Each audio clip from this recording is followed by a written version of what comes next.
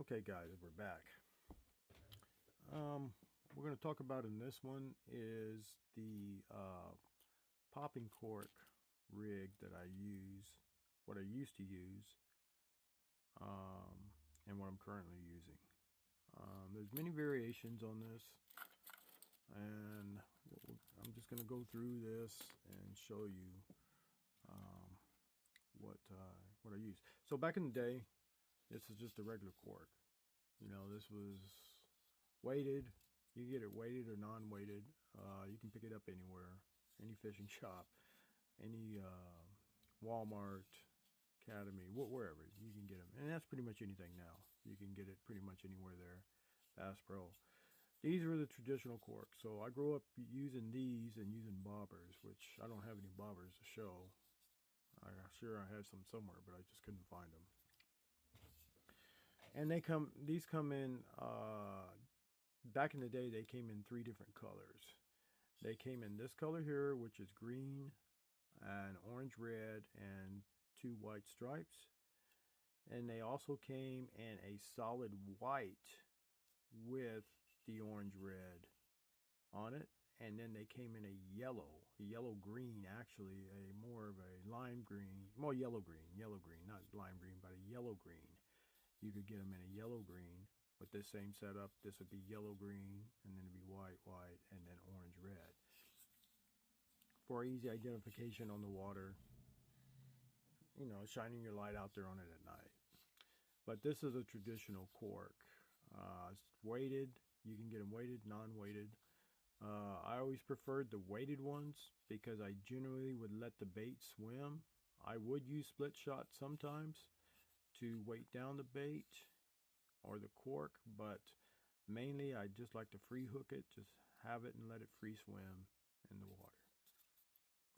And then this one is the one that I've always used a lot of. It's a variant of this cork, a little smaller, but you can get this cork in this style too. I just didn't have any to show. And I'm missing the rattle. There's a little rattle bead that's supposed to go right here on top of this.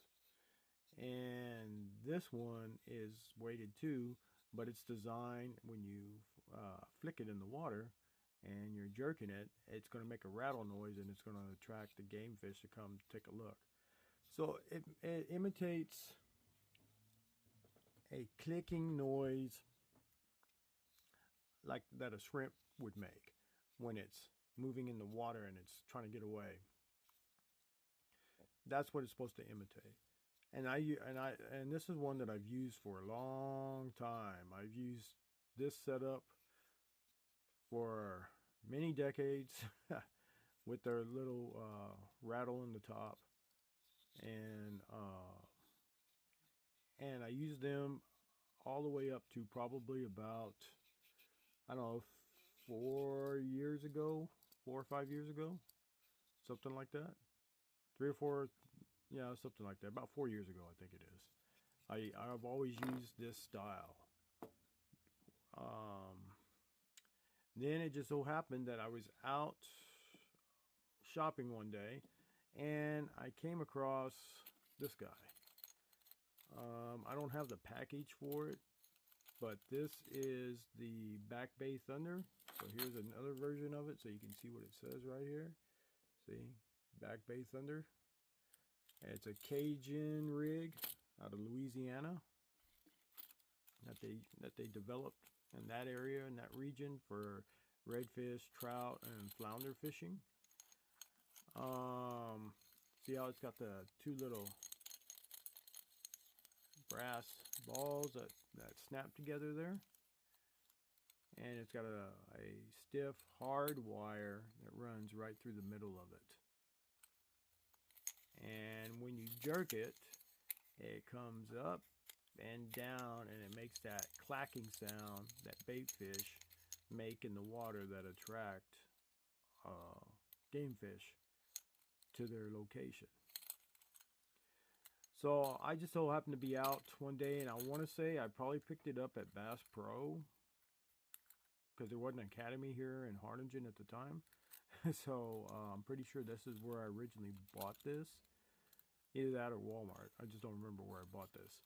and I threw it in my tackle box, and I never used it until I was out on the water one day, and I was using this setup, and I don't remember what happened. I changed it out to try this out, and on that day that I went out, Cassie and me, it was we went to our usual spots, Bird Island, and then finished off in Rattlesnake Bay in the afternoon.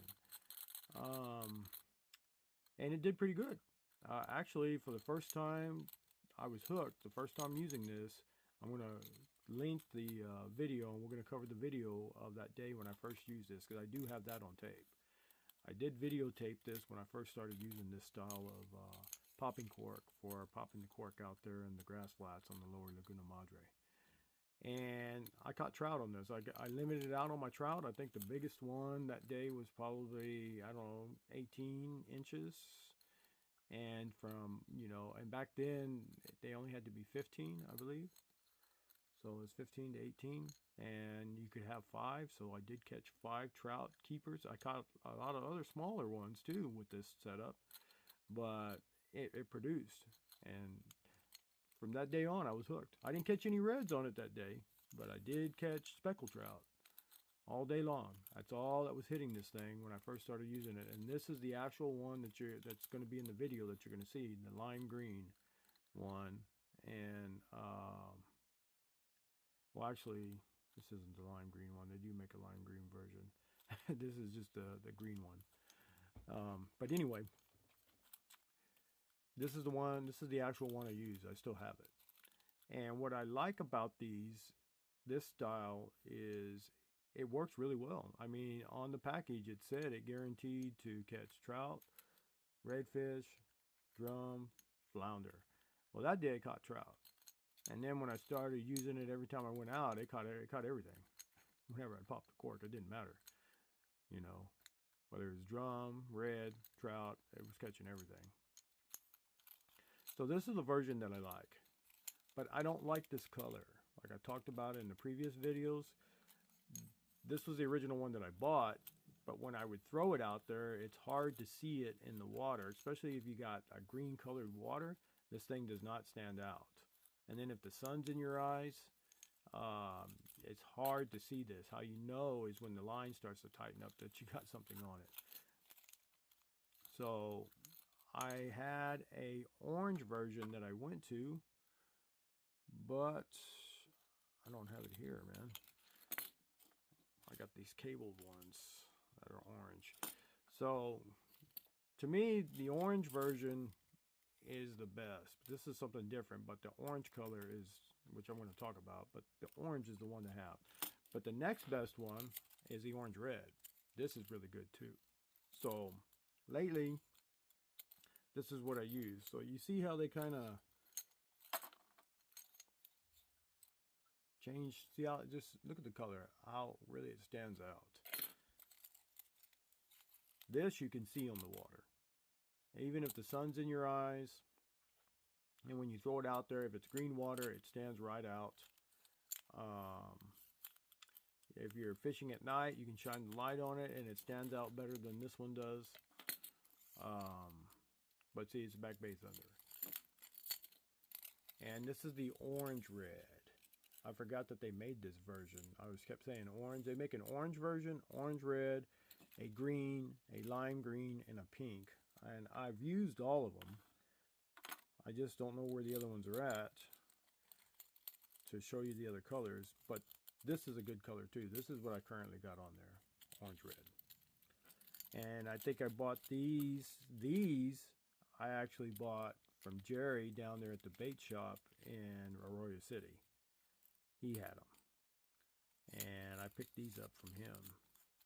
Because every time I was going back over to Bass Pro to get them, once I got hooked on using this style of popping cork, all they had were the green, the lime green, and the pink. They were always out of the red or the orange red. Or the orange or the orange red. So, wherever I see them, I always pick them up because I use these. I love these. The Back Bay Thunder, that's my preferred one that I I love to use as a popping cork. And you can put whatever you want underneath it. I just fish it with live shrimp, but you can put a jig. If you want to put a jig underneath there and pop it, you can do that too, man. I mean, that's up to you.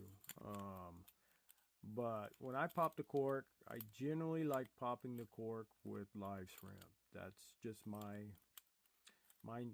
habit, you know what I mean? I've been doing it for so long, and that's what I like to do if I'm going to use this setup. And then there were times that I couldn't buy this, and they were out. They didn't have them in stock. So I bought this version of it. And as you see, I still have one of them still in the package. And this one is called Paradise Popper Extreme, and it's made by Bomber. Bomber makes this one. And it says exceed 70-pound pull test, baby. So this is one. And they make many variations of this. You can get this set up with this kind of cable in it and everything. You can they make many variations of that. This one, it works okay.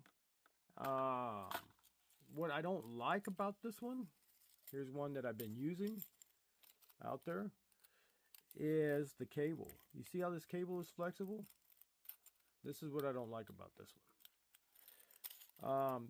The downside to this one being a stiff cable is you always got to straighten the cable after you catch a fish on the back bait thunder, because it's going to bend the cable. But look how stiff that is. So for the action in the water, to me, having the stiffer piece of wire in there instead of a cable like this is just a cable and it flexes. You see, it's not a stringent, rigid wire like this one is. This works better than this because you get slack in the line with this cable. When you're trying to set the hook, you lose them sometimes. And I've lost plenty of redfish that I didn't set the hook because I had this set up on there. And I have caught plenty of redfish with this, but my loss ratio is higher using this setup than it is using this setup. But they're pretty much, I mean, yeah, the cork is designed differently. But you know, they got the same setup. They got the little beads up top. You swivel, and then they both got the poppers, the clackers, the round balls at the bottom that clack together when you pop it. And with that, to where you tie your shock leader to. But this is Paradise Popper is what this one is. But I prefer this. That's just me. I mean, you may do something differently, but I prefer that. I prefer this rigid wire on mine than I would on this flimsy one where it can bend and flimsy. You know, I don't like that. I'll use it if I can't get anything else. I'll use it. But once I went to these, I've never gone back to this setup or this setup. Never have. These two by far are superior to this. Whoever came up with these really knew a lot about fishing, and they work. I mean, hands down, they work. All you got to do is just get in a routine, regularly pop it, and these things work, man. It attracts the game fish. If they're there, they're going to come. They're going to be here, these little clacking things. It's like clicks, you know, that shrimp make, and they're going to come explore and take a look. And you've seen in my videos, whenever I'm popping the cork, I either have this one on or I have this one on. The one we're going to watch here in a little bit is, I started off with this because that's when I was still using these before I knew that these things were a lot better than this was. You know, when it comes to attracting game fish. Because this had the little rattle in it. I just lost it, but there used to be a little bead in there that had little BBs. You can still hear it. It's got some inside the cork too. So see, and it makes that same thing, mimics that clicking noise that shrimp do to attract a game fish. But I love these. Once I got turned on to these, that was it. That's all that I use. So let's take a look at it. We're gonna take a look at this one when I first started using this, and it was this one right here. This is the one that you're gonna see in the video that I used, and it was a windy day out on the lower Laguna Madre. Went out, and I went out normally earlier than what I normally would, so I put in probably right after 6 in the morning because the park doesn't open up till 6 a.m. So I was there and I put in, so you can see, you'll see that the sun is just barely coming up. And of course, my being a creature of habit, I put in, shot down the arroyo, went out to the right side on the south side of Bird Island and went around and just fished right there, man, drifting in the grass flats. And you'll see I used this regular one first, and then midway in I changed to this one, and that's when I started catching all the trout with it. And it caught trout all day long there and in Rattlesnake Bay too, because I finished off in Rattlesnake Bay. So let's take a look at it. Let's go do some fishing, buddy. Oh, let's strap us.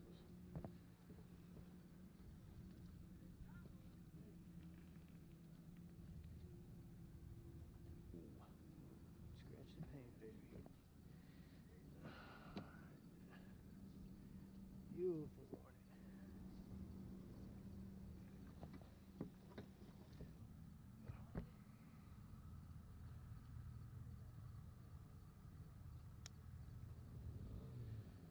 Alright. Beautiful. I don't know what's up with all the barges though. 1, 2, and shoot, there's another one over there past that other one.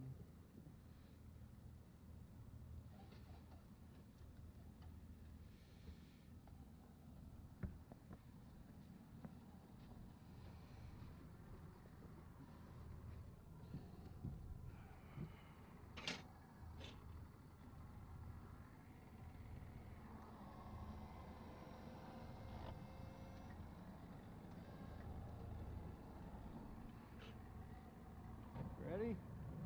Let's go.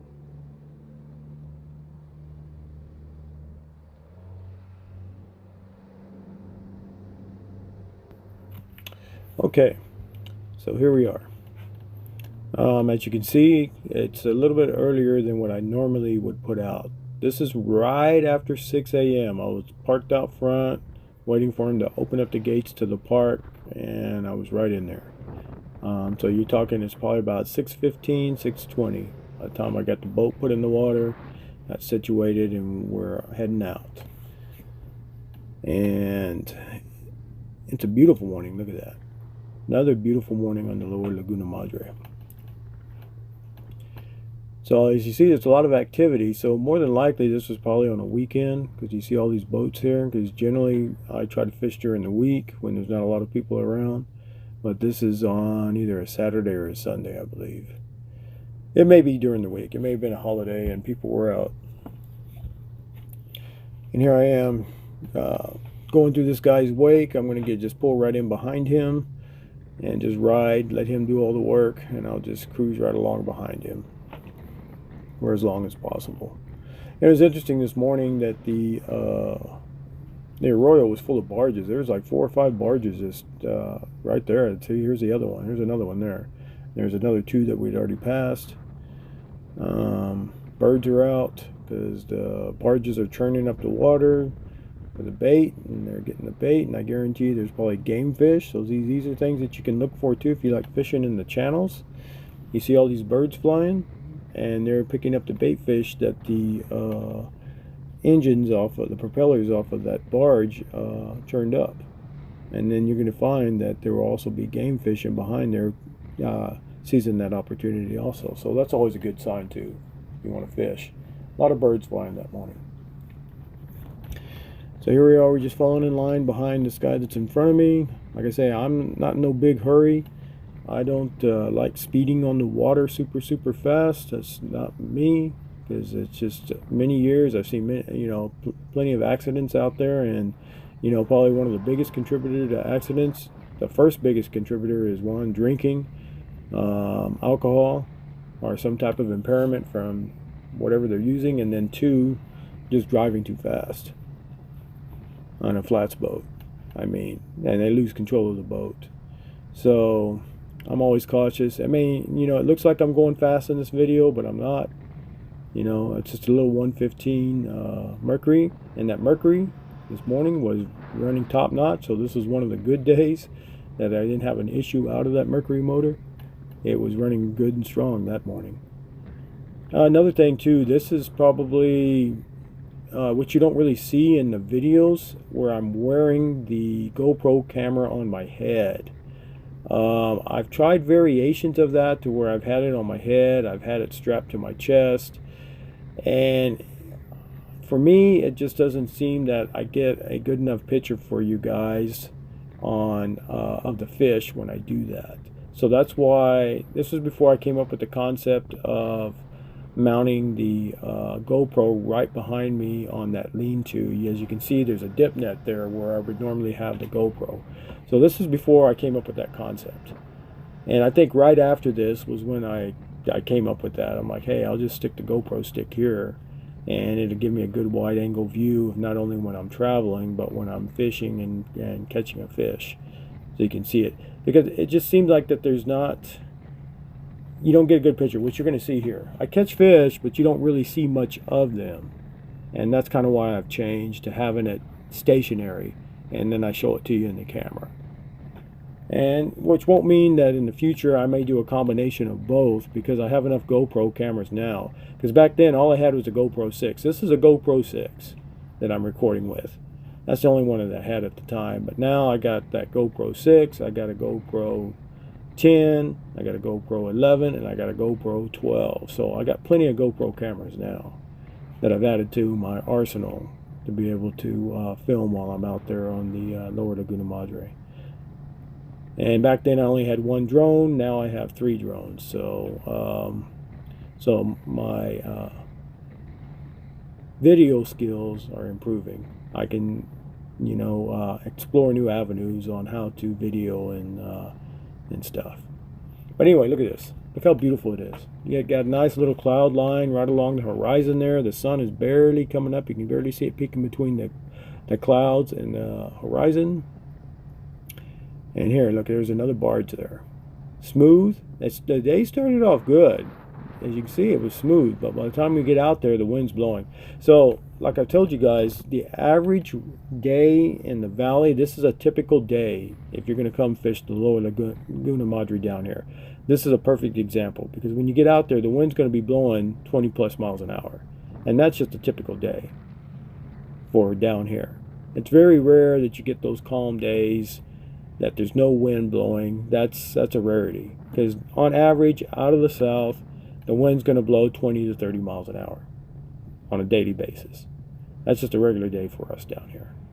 I don't know about anybody else, wherever else they fish in the upper Laguna Madre or further up along the Texas, Louisiana coast, but down here, the wind usually blows about 20 miles an hour minimum.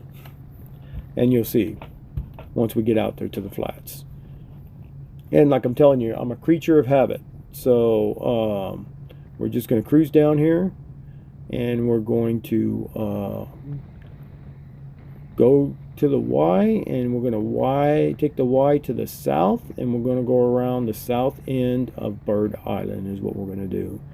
Right out there, and we're going to drift right back into Bird Island in the grass flats.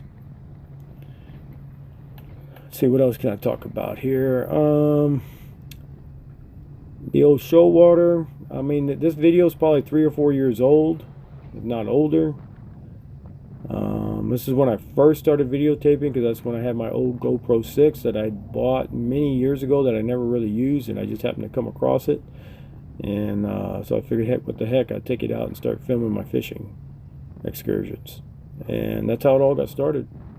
And I started with this old GoPro 6. So there's the channel marker. We still got a little ways to go before we get to the mouth. A little bit cloudy in the morning, but still, it's not going to deter the fishing. Normally trout, if you can catch the super early bite, like you talking at sunrise or before sunrise, that's when you're gonna catch. That's when you're gonna catch your most trout. The trout are usually they're usually out there early in the mornings. I mean, in the early morning hours. You're talking 2, 3, 4 in the morning, 5 in the morning, before the sun even comes up. They're already swimming and feeding. So this is a perfect example of it. I did not catch any reds at all this day. I went out and fished for about 3 or 4 hours. I think I was back at the house by 12:30, 1 o'clock, right there somewhere. And I fished 2 spots. I drifted behind Bird Island, and then I transitioned over to Rattlesnake Bay on my way back, because I just needed one more trout to hit my limit, which was 5 back then. Back then you could keep 5, not like it is today that it's 3, but back then it was 5, and I was 1 short. So I figured, what the heck, Rattlesnake Bay's on the way back. As you can see, Bird Island straight right on the horizon there, off of the left on the port side of the boat. That's Bird Island in front of us. Now you can see I'm lining up in the Y, and I'm going to take the south part of the Y, because the Y goes, it Y's off the Arroyo, and it goes north and it goes south. So I'm going to go south, and I'm just going to hook right around the backside there of Bird Island is what I'm going to do in the grass flats, and I'm going to start drifting. Beautiful morning. Look at that. Beautiful. Nothing like it. There's your markers for the channel. And that boat, I don't really have to worry because it's a shallow running boat. So if I wasn't in the channel, it'd still pretty much skim right across pretty much anything. That thing will run in 2 inches of water all day long. No problem. And then that's the intercoastal right there. As you can see, that's the marker right there for the intercoastal on each side. You have one there, one over there. So we're crossing the intercoastal waterway at the moment, but see, Bird Island's right off to the port side of the boat. A lot of times you don't see it in the camera because a lot of people don't think that that I'm just fishing wherever and I tell you wherever, but I'm telling you, I'm a creature of habit, man. I go right back there because I always catch them. I mean, I don't really have to go anywhere else. Everybody else is streaming out wherever they're going, and me, I just straight out Bird Island right off the bat. And see, it's right there. And that's Rattlesnake Bay there on the left. And we're turning. We're going to make a big, nice, long arc bell curve on this one, and then we're just going to start drifting back to Bird Island. And you'll see it because since I'm wearing the camera on my head, you'll see Bird Island out there in front of me while I'm fishing. Because normally I have it mounted just in the on the lean-to. See, that's Bird Island back there. So you see I'm in the grass flats just south of Bird Island, and the wind is blowing out of the southeast, so I want to get enough distance into that part southeast of Bird Island because it's going to blow me right back. When I drift, I'm going to drift right back into Bird Island. See, that's Bird Island right over there. And see how I'm lining up, slowing down. I'm lining up with it because I want to drift right back into the island. And that's where I'm setting myself up at, from the direction of the wind that's blowing. Because the boat's going to turn, it's going to turn from the port side to the starboard side. Because once I put my sock out, the boat's going to turn around. But see, here we are. We're slowing down, getting ready. That's it, shutting it down. There's Cassie, ready to go. Like always, she's getting her mojo going because she knows it's going to be time to fish. I just threw the sock out. And see, back then I had 3 poles. And you see how I had the regular rigs that I just showed you in the video? That's what I was using. I got the big one on one, and I got that smaller one on the other. And this is going to be the first day that I use the Back Bay Thunder after I get tired of using these. Because I had bought it, and then I was using these, and I wasn't catching anything. And I said, well, what the heck? Let me put that Back Bay Thunder on there. And sure enough, it paid off. It caught them trout all day long. And I've used them ever since. I've never turned back. There's my old Minn Kota shallow water anchor. I still have it. I got to get it fixed. I had the motherboard put on it, and then, well, let's put it this way: when it went down, the motherboard went down on it. That's what the problem was. See, there's the back bait on there. I'm pulling it out. Well, we'll get back to the Minn Kota here in a little bit. So there it is. It's that lime. It's that green one, and I pulled it out there, and I was thinking about it. Hey, I'm gonna use it, but nah. Me being a creature of habit, I'm going to still use my old pop and cork that I've used for decades. That's always come through for me for decades. You know, how can I say? Once I'm set in my ways, I don't like changing. That's sometimes it's good, and then sometimes it's you know, there are better ways to do things. So in my older age, I'm more open to being flexible than I was in my younger days. So here we go.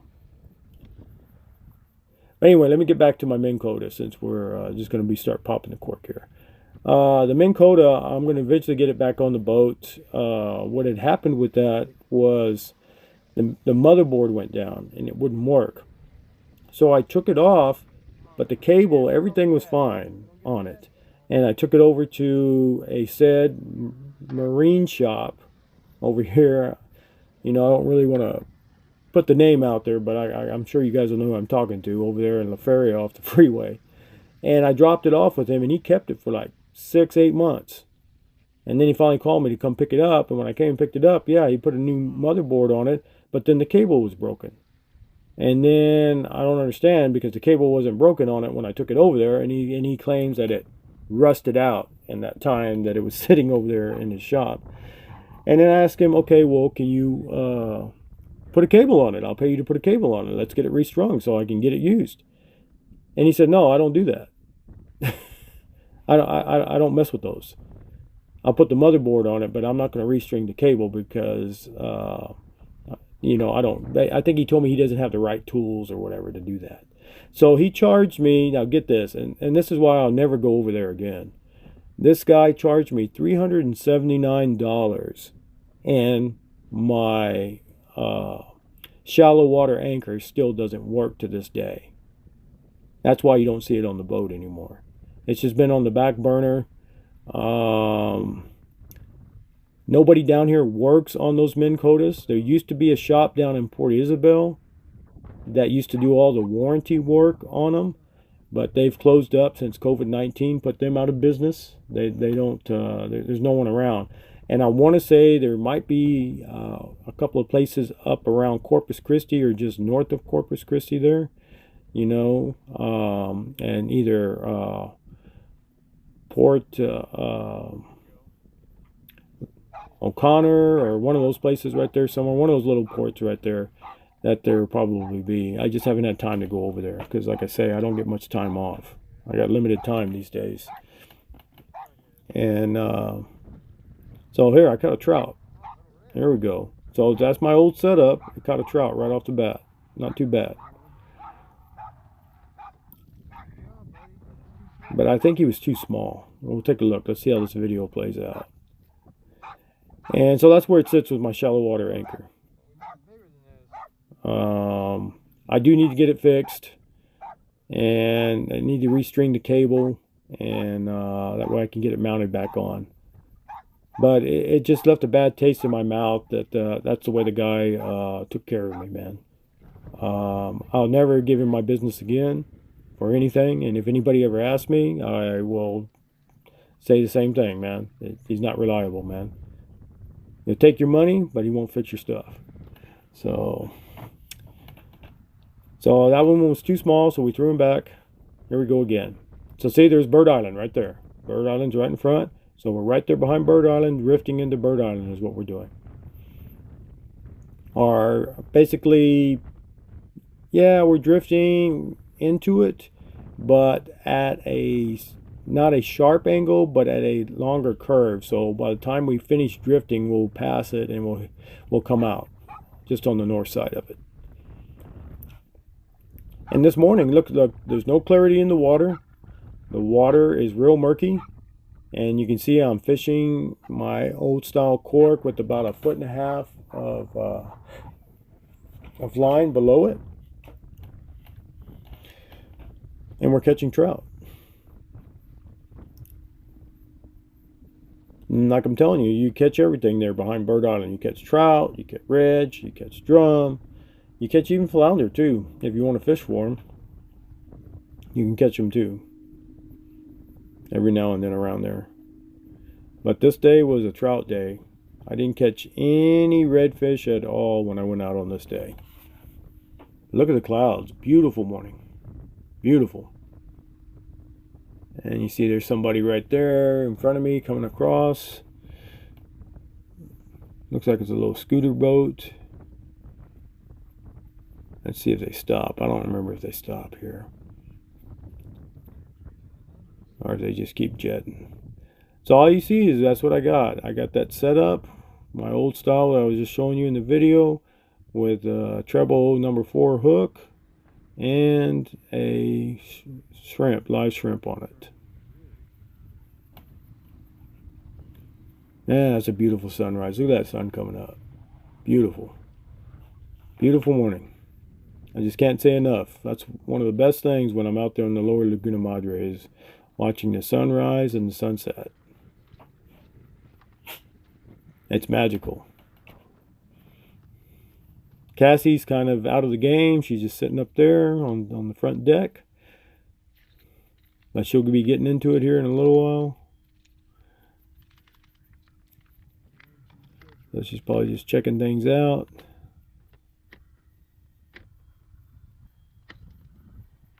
And you see, I used to have a light bar there. I used to also have a wet sound behind the light bar. And, you know, playing music out there just isn't my thing. So I took that out and got rid of it. And then I left the light bar. And then the light bar, when the boat would be moving, it would whistle so loud through the fins, the air that would be going through the fins that cooled the light. I got tired of listening to that, so I 86'd that one too. I 86'd the light bar, and I 86'd the wet sound. And that wet sound bar was like $250, man. That was just a waste of money to put on there. I like the tranquility of the wind blowing, the birds, and just the regular, you know, which you normally would hear out there on the water. Look at that beautiful sunrise. But man, I'm anxious to get that Minn Kota. So when the boat does go back in the water, I'll have the Minn Kota back on there. So let's talk about the Minn Kota a little bit. A lot of people don't like Minn Kota, and I can see why, because it's an interesting piece of technology. There are a lot of moving parts in this thing for it to fail. And you know the old adage, the more moving parts you have, the more opportunity you have that it's going to fail. So that's why you see most boats will have the power pole on them, or some variation of that, because Minn Kota makes a variation of that. I think they call it the Raptor or something like that, or I want to say. So there's not very much moving parts, but those are hydraulic systems. What I like about this one is this one's electrical. And what I like, this is why I prefer Minn Kota Talon over a power pole any day, is because a power pole, when you extend it, it extends out and then down. So you're talking, it goes anywhere from 4 to 6 feet from behind your boat and down. So when you're fishing, you always got to watch that if you catch a hook on a big red, he's going to run up under there and snap your line and get you tangled up in those power poles. What I like about that Minn Kota, it just goes straight down. So you can go around the back of the boat, walk the fish around the back of the boat to the other side, and you don't have to worry about it getting tangled up in anything. So that's just the only reason why I prefer it. Is it's quick, it's easy, and it doesn't take up any space. It doesn't take up any space inside of my hatches there.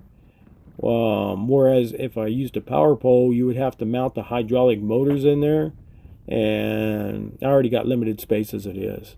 So that's just my preference. I would rather deal with the more moving parts than to have the extra added weight and the extra added, how should I say, concern when I'm trying to get a fish, land a big fish in the boat, a big red in the boat.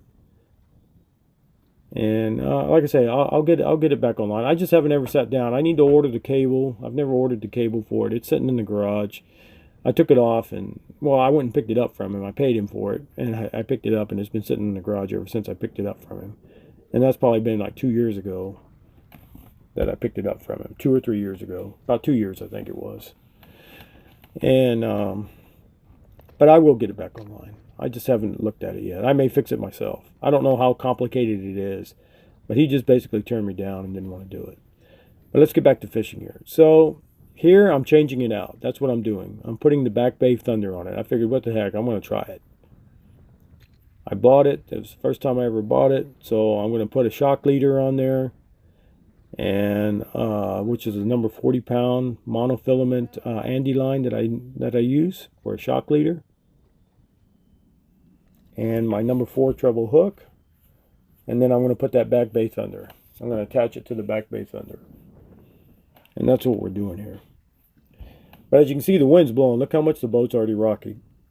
The water depth is probably about just under 3 feet right there where I'm at. But you can see the boat's rocking good. The wind's already picking up.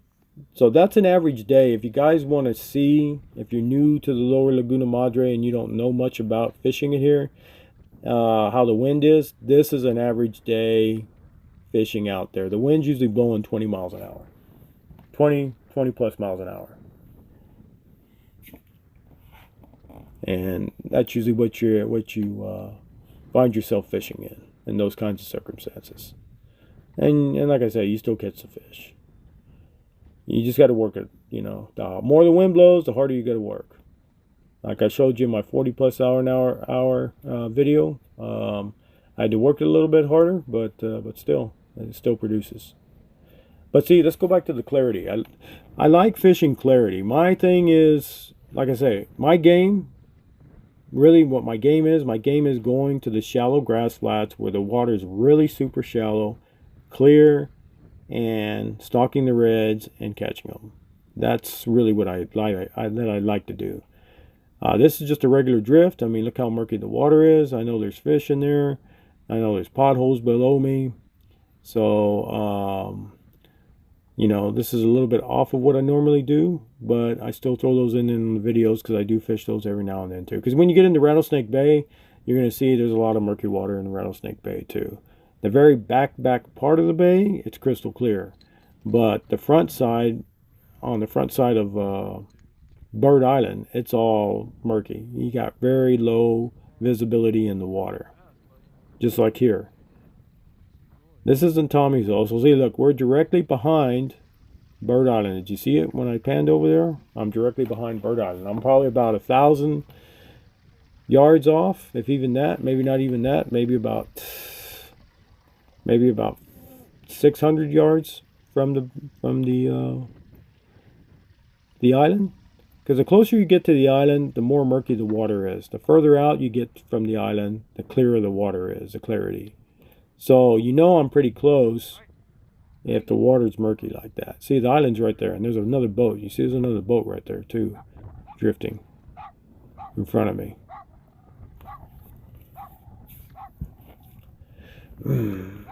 So just real quick, etiquette on drift fishing. And I see it a lot. It's happened to me plenty of times out there. If you're out there drift fishing and you see somebody drift fishing, you should always go around and behind them. Don't cut across their drift, because then you mess up their fishing. So just common courtesy. And if you want to fish the same thing, all you got to do is go in and drop behind them, just kind of like what I did there. And they drift through first, and then you come in behind them and drift through second. All right, see, I got the Back Bay Thunder on there. And I think actually my leader was longer than 2 feet. It looks like it's about 3 feet long on this one. And we're going to try it out. Oh, that's the leaning tower. I thought that was a boat. I'm sorry, guys.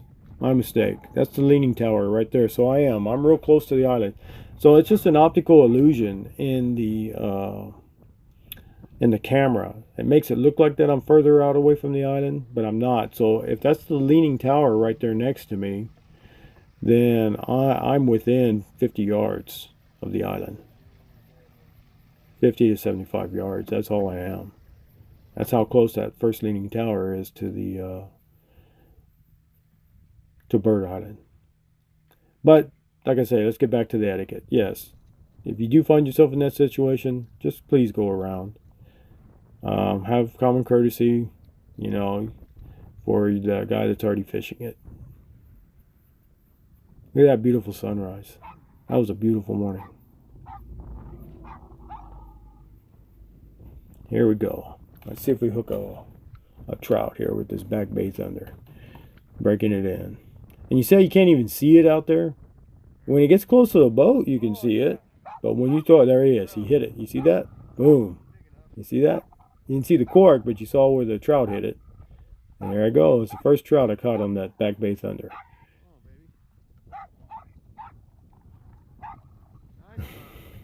Yeah. Nice little speckle. Cassie's all fired up.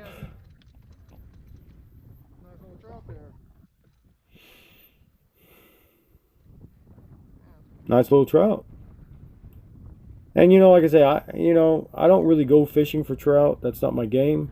I like chasing the reds and the flats. But yeah, I'll catch them. If I come across them, I'll catch them. I'll eat them. They're good eating. I got no qualms. Pretty much any of the game fish out there are good to eat. Out of all the game fish, the best eating game fish by far, and I don't really fish for them, is sheephead.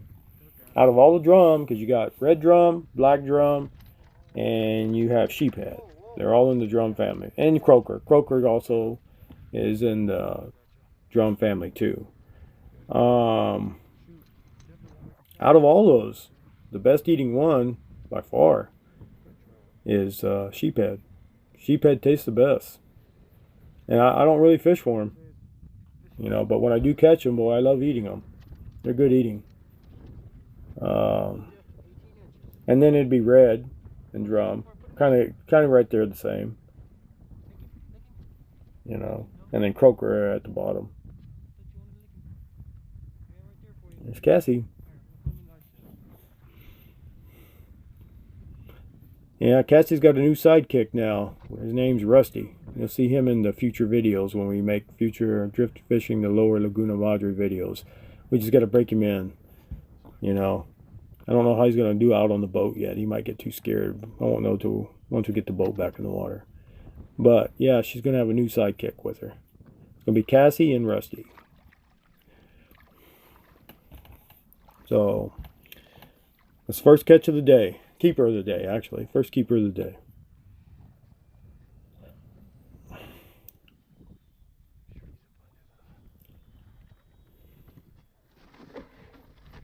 What else can I talk about here? And as you can see, I don't know, like wearing a camera on my head. A lot of people do that.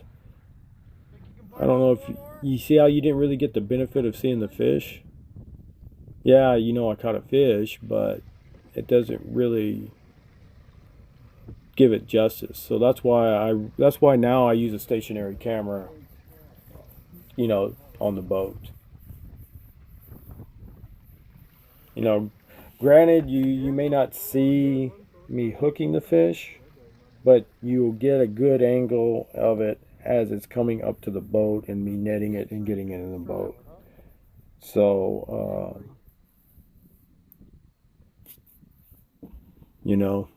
I think it's you get more benefit that way, because right there I caught a fish, but you didn't really see anything else other than when I laid it right there in front of the console.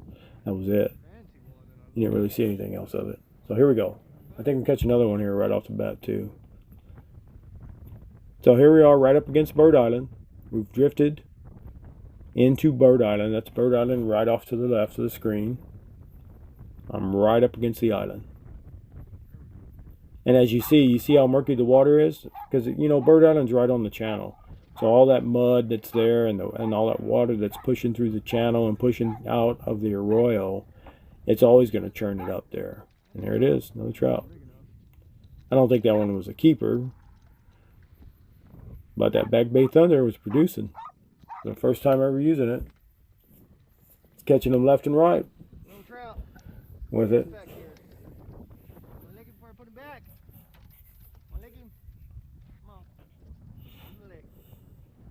Yeah, too small. Cassie licked him.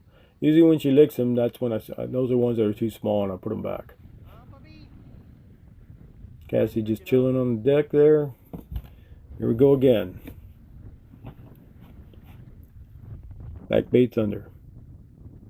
As you can see, it's still early in the morning.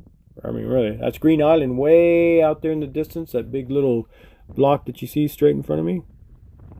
Okay, see here, I'm popping the cork, and you can't even see that cork, right? Look at that. You don't even see it. But let's see if it shows when the trout hits it. If it shows in the water. So I don't know. I don't know if there is any benefit. Yeah, so see, I caught one, and you didn't even see it. And there he comes. Another trout.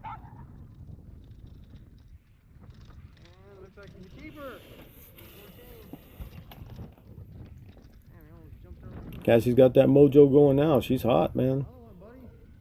Putting this on them trout. And like I say, I don't really fish for trout, guys. I mean, if I come across them, yeah, I'll fish it. But normally, that's not what I'm out there doing. I'm out there fishing for redfish. And that was basically that morning when I went out, I was looking to go catch redfish, not trout. But that's all I caught that day. We're nothing but trout, speckled trout all day.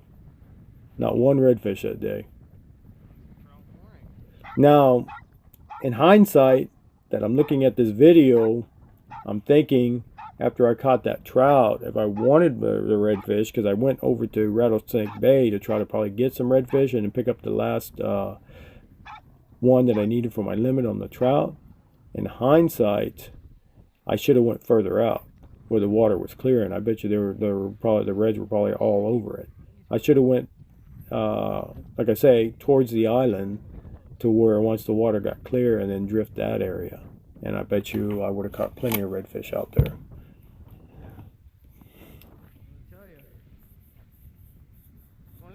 So, is that a keeper or do I got to let him go? I don't know.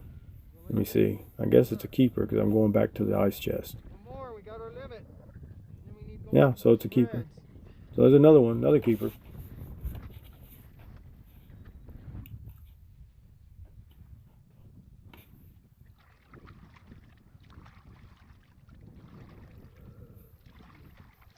But see how murky the water is?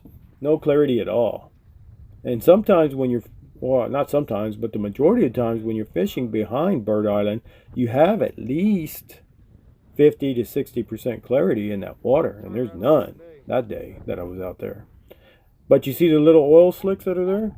You see them? I'm fishing off of one of them. That's from bait fish moving. So I guess these trout are following them bait fish. You see that little oil slick right there going down that way? Here we go again. Let's take a look. You can't even see that cork, man. And the sun's not even out. You would think it would stand out. You can see it once you get close to the boat, but there it is. There's another one. Caught another trout. So I caught them relatively fast, you know. And I caught more than what's there because I don't think I put them all in. If I ever find the original video of all the clips, a lot of them were undersized. I caught a ton of undersized trout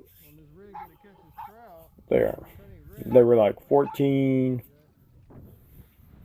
13 inches, 14 and a half, you know, just right under the size, man, you know, to keep them. I think that's an undersized one. I don't think that was a keeper, but we'll see here. If I put him in the ice chest, it's a keeper. If I don't, if I let Cassie lick him, it's one we're throwing back. It's an undersize. It looks like he's about 17, 16, 17. Oh, I don't know. Maybe that one might be a keeper. It's hard to tell from here. I just don't remember. We'll see. Because I measure everything. I don't keep anything that's undersized. Anything undersized, anything oversized, I don't keep them. They go back. There's plenty of fish out there. You don't need to keep them. Good job, though. Let's see how big he is. So, see, I'm measuring it, but you can't really see it because it's on top of my head. Cassie's gets in the way there. She wants to see how big it is too. She's like, "Is it big enough, Daddy?" The deal tastes good, so I guess he was, because I'm going back there. So that was a 15. That was a keeper, so that's another keeper.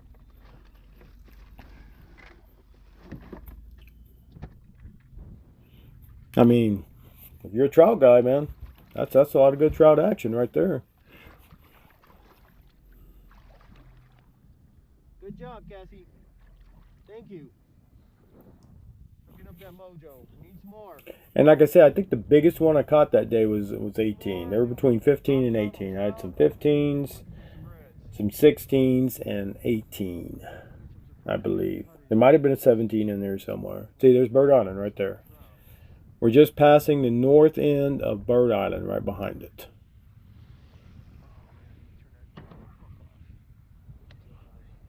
Turn the live well on.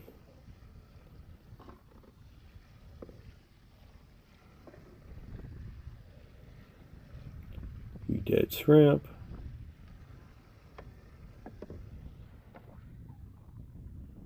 And that's the Back Bay Thunder rig. That rig works good. That's all I use. If I can't use that, then I use that bomber rig, which is similar to it, if I can't get a hold of it. Okay, so now we've changed. This is no longer Bird Island. This is Rattlesnake Bay. That is Horse Island, or Horsehead Island, right there in front of me. I'm right up against the bank of Horse Island, fishing it. But you see how murky the water is there? So the wind was blowing, the water was churned up in that bay. Usually back there, the water is green in that area. It's usually a really nice green, bright green color. But as you can see, it's kind of brown green because all the sand and mud is turned up in the water because of the winds blowing. And I catch trout here too. No reds. There's a trout right there. I don't think this one was a keeper.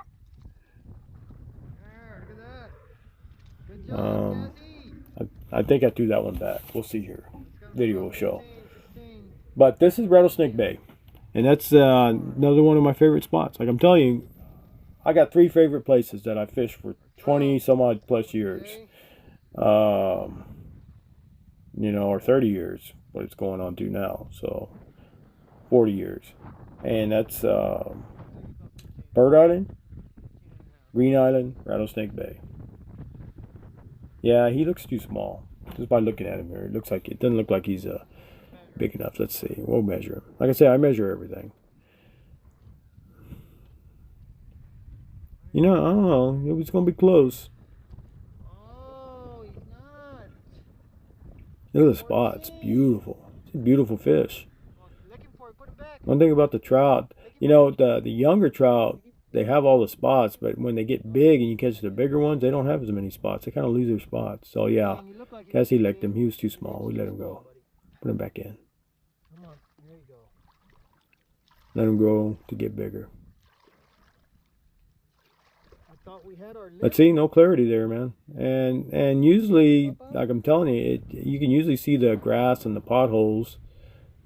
And it's usually a bright green colored water in that bay. I've done plenty of videos out there, you'll see. It's usually bright green. But not that day. The wind was blowing 20 plus miles an hour. And so you can see the sun is still at my back. So that's not even midday that I'm out there. I want to say I only fished till maybe 11 or 12 o'clock, and that was it. I came back in.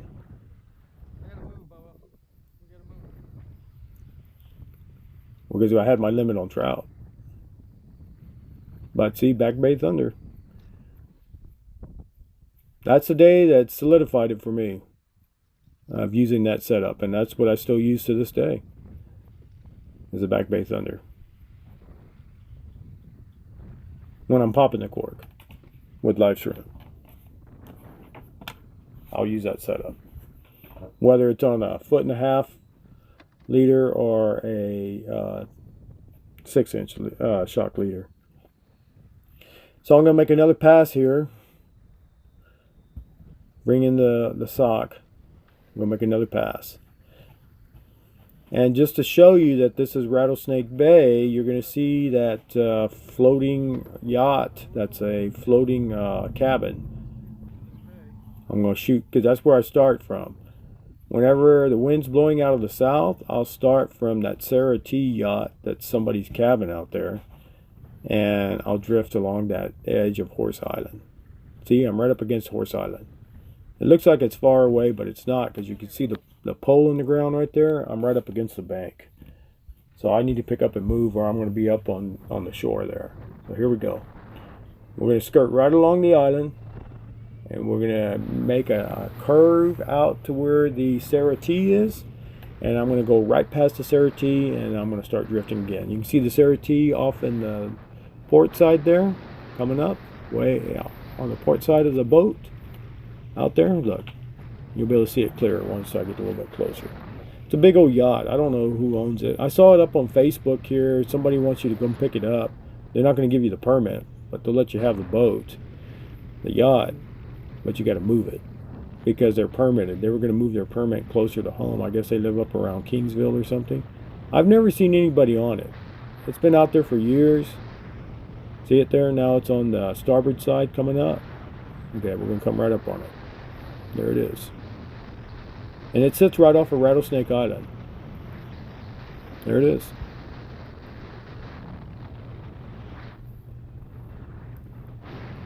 So I'm going to make a curve right here, and then I'm going to come to a stop and drift right back into Horse Island.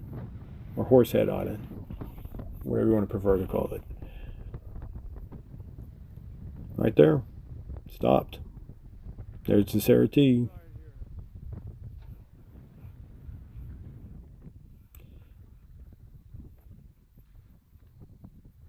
Turn it all the way to the left so the boat turns around and I fish off of the starboard side. I'm going to drop the sock. Getting bigger, so we'll just keep moving down the line. And here we go. I want to say I catch one more, and then that's when we head in. I catch one more keeper.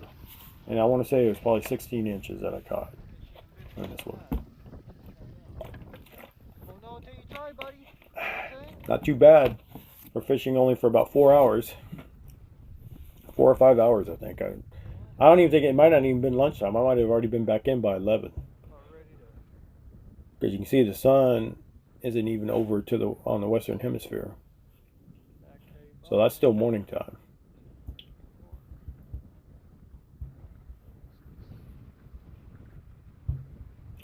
Baiting it up. I usually do just wrap it around the 3 treble hooks when I fish treble hooks. Some people hook it in the tail. Some people hook it behind the horn.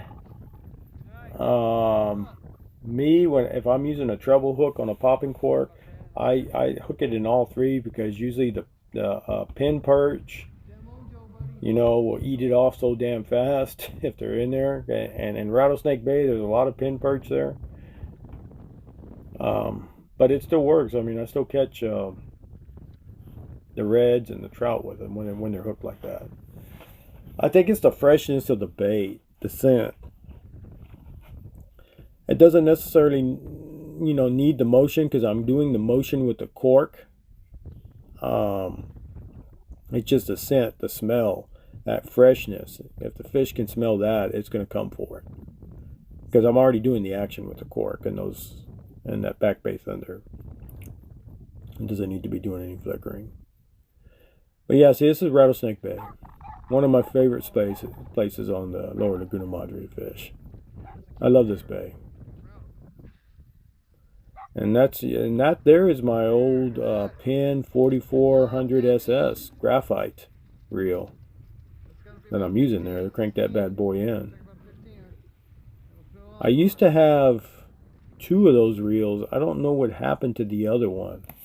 Those are remnants off of my old Dargo fishing boat when I used to fish out of my Dargo. Those were my go-to. I had 2 4400 SS's and 1 4300 SS. They were all graphites. And one of the reels have disappeared, the 44. I still have the 43 SS and the 40 and one of the 44s. And I still use it to this day. I use it on this boat currently. And then the slammers, those are my primary. I got those old slammers that came out in I want to say the 1990s. And one of them went down, my 260 or 280 slammer, 260 I think it is, slammer or whatever it is. That one went down. It's stripped out. So now I'm using my old 430 SS.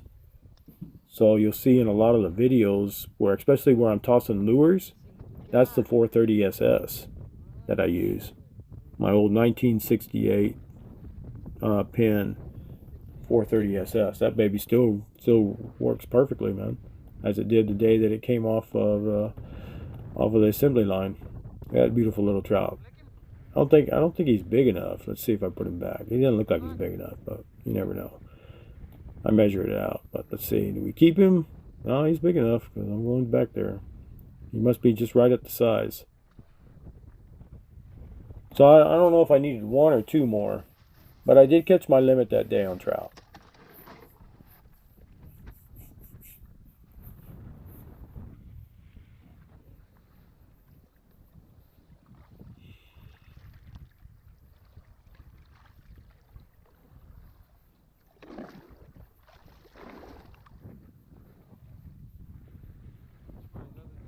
Windy day.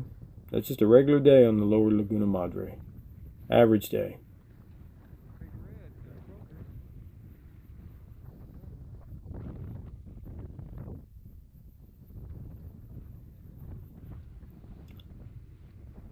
There's a spoil banks that separate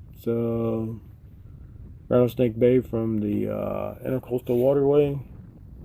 That's Horse Island over there, off to the left.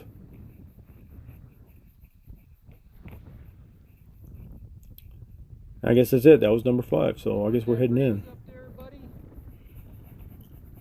Cassie's sitting up on the bow.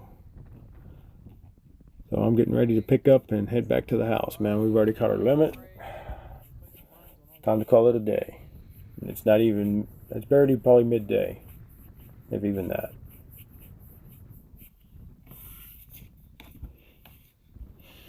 I don't know what else to add here. Rattlesnake Bay is a good place. That's in the deeper end of Rattlesnake Bay. Like I told you guys, that 3-4 foot, that's in the 3 to 4 foot depth part of the bay, where it's a little deeper, not the shallow, because you're on the south side of Rattlesnake Island. The deeper part of the bay is where it's in front of Horsehead Island. I'm asking Cassie about Jojo. That used to be her buddy. That was my mother's dog. And she used to spend a lot of time with my mother, which is grandma to her. And my mother had passed. And the dog was taken by one of my sisters back to Denton. But that used to be her best friend, was Jojo. And my mother had just passed, so... And you see, she still recognizes Grandma and still recognizes Jojo.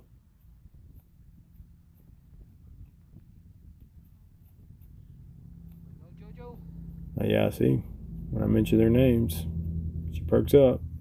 Like, yeah, I know who you're talking about.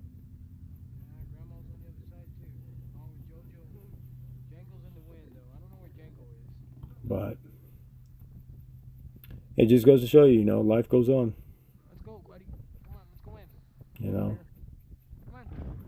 We only have a limited amount of time, and then we move on.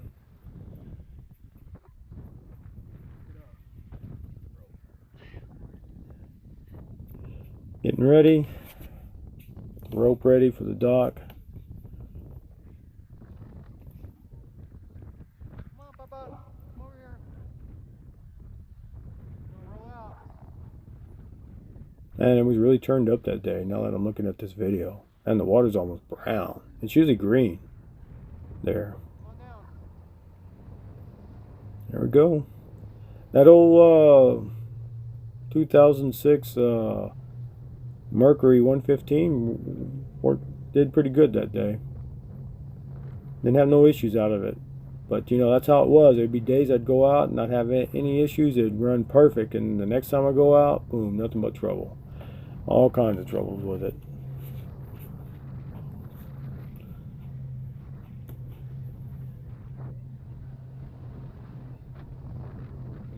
And here we go. We're going out of Rattlesnake Bay there, right next to the Y. That's the intercoastal there. And we're just going to, and right to the left is going to be the Y into the arroyo.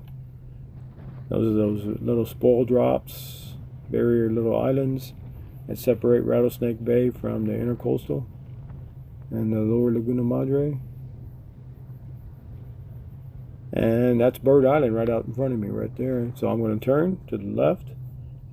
And Bird Island is going to be on my right, Rattlesnake Bay on the left, and then I'm going to do another turn to get right up into the arroyo. Because see, the arroyo doesn't come straight out; it winds. So you got to turn, and then you got to turn again to get into the mouth of the arroyo. I don't know why when they designed that, why they did that. I'm not an engineer. It would seem like if you would have just made it straight, it would have been the easiest instead of making too wide, make a Y out of it. But maybe it has something to do with keeping the channel from getting washed out. I really don't know. But it winds. It splits like a Y. Well, a Y. That's the easiest way to explain it when it comes out of the arroyo.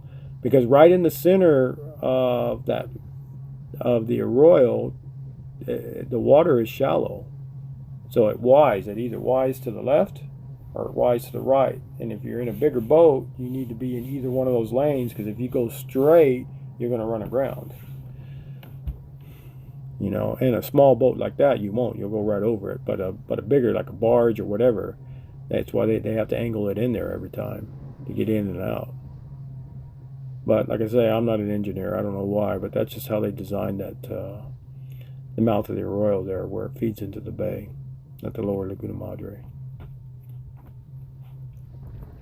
So there we are. We're back in the arroyo now, heading back to the dock.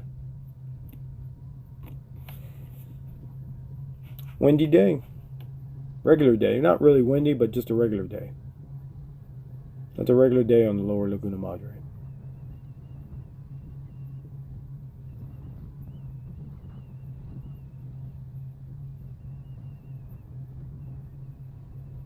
Pretty interesting. You can see the water's turned up everywhere, you know. So there's some people fishing right there, it looks like. Oh, are they fishing or moving? Oh, they're fishing. See, they're fishing in the channel. Well, like I said, I see people all the time, either and on that side too. So I see them off the banks there, up and down the arroyo on the channel, fishing. So I'm sure it's good. I just never. I'm a grass flats guy. I love drifting the wide open grass flats. I'm sure you catch fish there. I'm sure you can catch some monster reds, monster drums in that deep water there.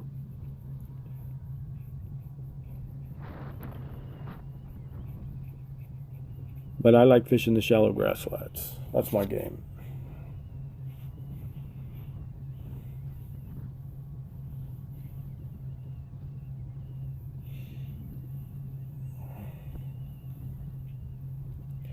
When I first put the boat in after the redo,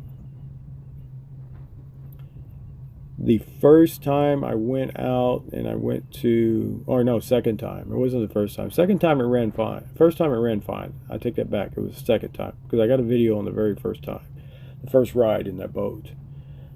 The second time, the engine overheated. And I was stuck right here on the bank all night because it was overheating so bad.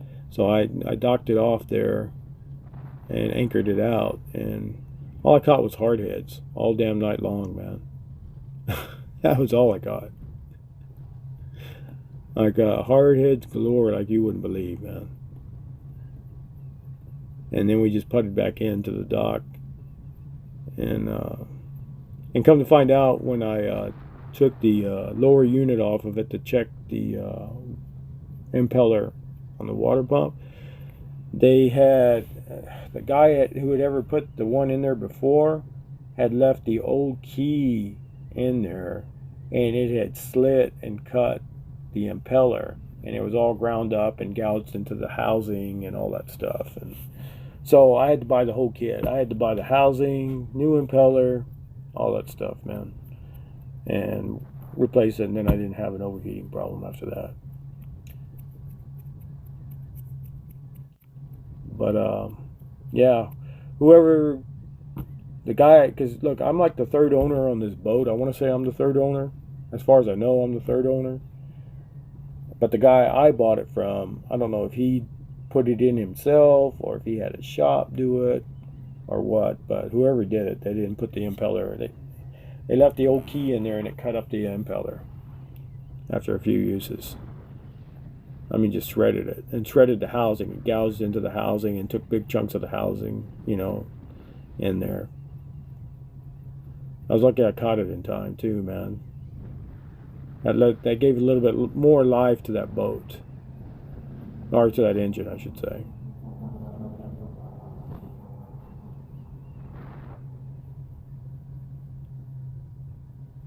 There's Cassie in her usual spot when we're riding. She likes sitting right on the side of the console there with the wind in her hair and her fur blowing in her fur. She likes that. For some reason, she likes that little spot right there, or right there, or right in front of the center console. She'll sit there too. She likes that spot too. But that's usually her favorite, either to the left or to the right of the console.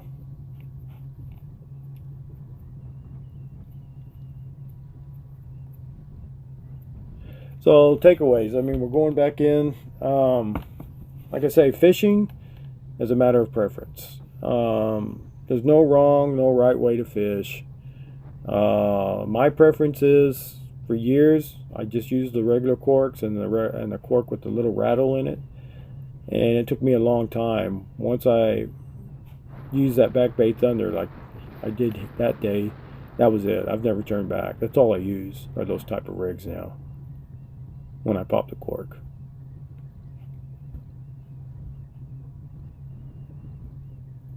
So, I mean, like I'm telling you, there's no wrong, no right way. It works really good for me, so I stick with it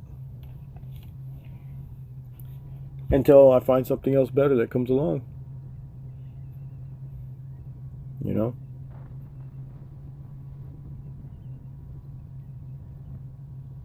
But yeah, it ended up being a nice clear day that day. The sun came out.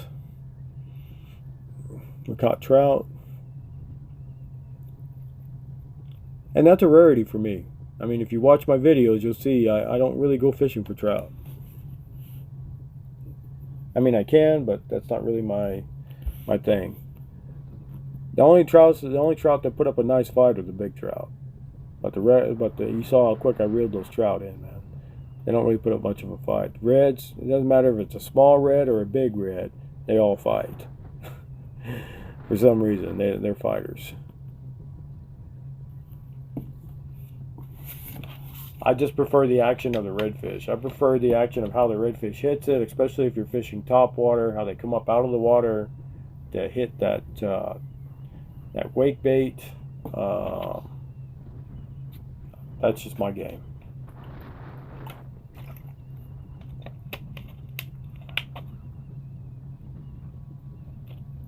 So, let me see, what else can I add to this. I hope you guys enjoyed it. Cassie and me did. It was a beautiful day out there in the lower Laguna Madre, like all days have been beautiful days out there. And we caught fish, makes it even better. I mean, some days, there are times, yeah, there's been times that I haven't caught any fish. There's one or two videos there. I mean, it's rare, it happens, but I think I got a couple of videos that I've posted that I didn't catch any fish those days.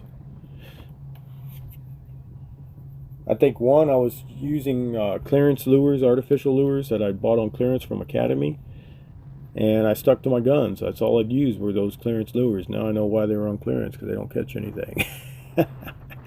But then again, it could be me. I need to take them back. I've never gone out another time to try them out again.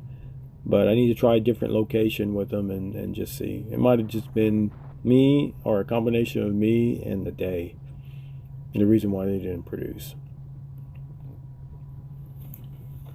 And I think there was one video where I went to Gaswell Flats. I caught some fish, but I don't think I caught any keepers. You know, I caught some small reds, small trout, but nothing was worth keeping, I believe, on my Gaswell Flats video that I made.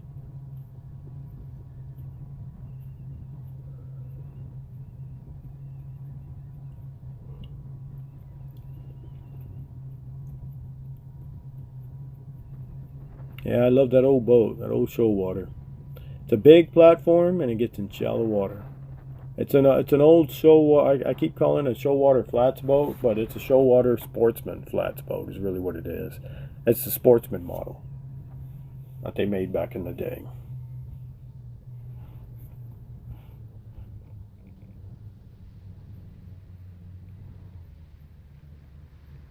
So here we are, slowing down. We're back at the dock. We're going to get the line hooked up to the bow so I can get on the dock. And there were a lot of people there that day if you look over there. So this might have been on a weekend that I went out. Because see, look at the boats over there. There are a lot of people out there. I try to avoid that as much as possible if I can. But then there's just some days that you can't. I mean, it is what it is. You know, I mean, the whole reason why I make these videos is I want people to go out there and experience what I experience. You know, spending a day on the lower Laguna Madre. And it is good to see sometimes. I mean, yeah, it gets frustrating because there's a lot of people, but then it just, you know, it's very gratifying and rewarding that, hey, more people are, instead of sitting at home watching TV, they're out experiencing the lower Laguna Madre. I mean, this beautiful resource that we have here in our backyard. I mean, it's incredible. I want everybody to experience it.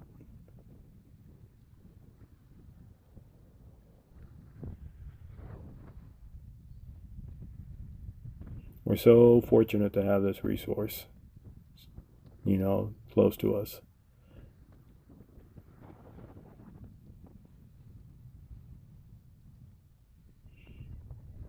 So my black rope there is 30 feet long. That's the one that I use for my bow line and for putting in, because since I'm by myself, a lot of people, I'll do a video one of these days. Well, I want to say it's probably in one of them. But how I put in, I tie it off to the trailer up there where the crank is, and then I just back into the water and I let it shoot out, and the line's perfectly long enough to where it sits right by the end of the dock, and then I can just tie it off. So there's a reason why it's 30 feet long. That's all I'm trying to tell you. There's a science behind it. The reason why I have it that length is so it'll come off of the trailer and I can tie it off to the dock because I'm by myself. Once I get the trailer, you know, the trailer is finished. It's pretty much almost there. I'm probably going to have my guides. Well, I will have my guides back on, so it's going to be easier. I'll be able to drive up on there instead of pull it up on there like I always have to do, because I didn't have any guides because the old guides rusted off. But it's going to have the guides again, so that's going to be another thing. So here I am trying to ease it up to the dock here at Tomé. I don't want to crack the front of my bow, so I'm going to go up there and be the cushion. There, look at that. Beautiful, perfect.